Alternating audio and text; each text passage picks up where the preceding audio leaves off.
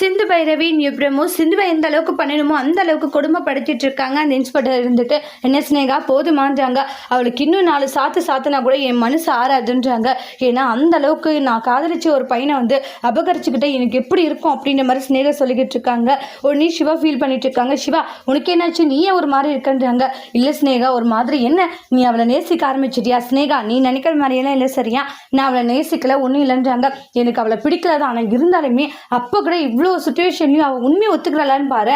மறுபடியும் அந்த பொய்யை சொல்லி தான் சமாளிக்கிறா. நீ அவள் கம்மியானவன் நினைக்காத சிவா, அவள் எல்லாருமே இது பண்ணிடுவான்றாங்க. அந்த அளவுக்கு மோசமானவன் அவள். எல்லாருமே எந்த அளவுக்கு மயக்கி வச்சிருக்கா பார்த்தலன்றாங்க. ஆமா, இவ்வளோ மாதிரி ஒரு மோசமான கேவலமான ஒரு ஜென்மத்தை நான் பார்த்ததே இல்லை அப்படின்றாங்க. இங்க பாரு, அவள் இப்படிப்பட்டவ தான், அது எல்லாருக்குமே தெரிஞ்ச ஒரு விஷயம் தான் சிவான்றாங்க. கவலைப்படாத, இப்படி சாத்தனா கூட உண்மை வரல பத்தி, அவளை கொண்டு போட்டா கூட அவள் உண்மையை சொல்ல மாட்டான்றாங்க. அது தெரிஞ்ச விஷயம் தான் ஸ்னேகான்றாங்க. மேடம் ரொம்ப அடிக்காதீங்க, அவள் செத்து போயிட போறா, கொஞ்ச நேரம் விட்டு விசாரணை செய்யலான்றாங்க. சரி ஓகேன்றாங்க.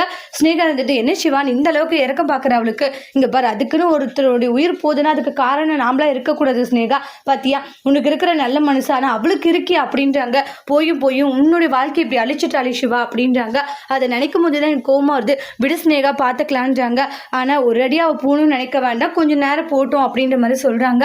அடிச்சு அடியில சிந்து ரொம்பவே கஷ்டப்பட்டுக்கிட்டு இருக்காங்க.